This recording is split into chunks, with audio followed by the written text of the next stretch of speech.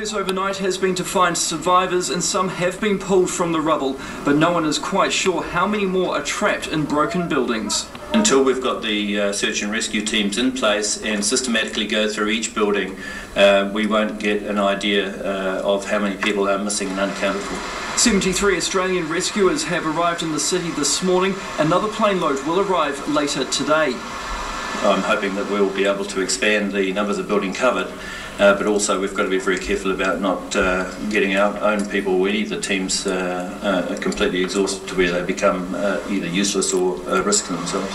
The Prime Minister announced 65 confirmed deaths yesterday, and while that may be true and could be much higher, Civil Defence has revised that number to 38 because it's using a different protocol.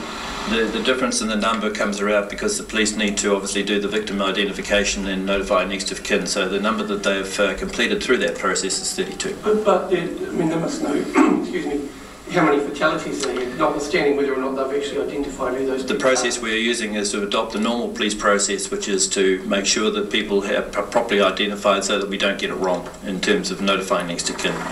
Most casualties are being reported in the central city. The police and the fire service running the urban search and rescue have prioritised which buildings and which effort go.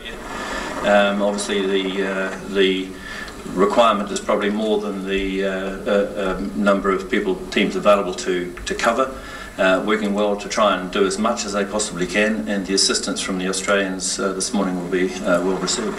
And much needed. Josh Heslop, 3 News. And we've just been advised that Christchurch Airport will be open for international flights this afternoon. Check-ins start from midday onwards. The airport advises travellers to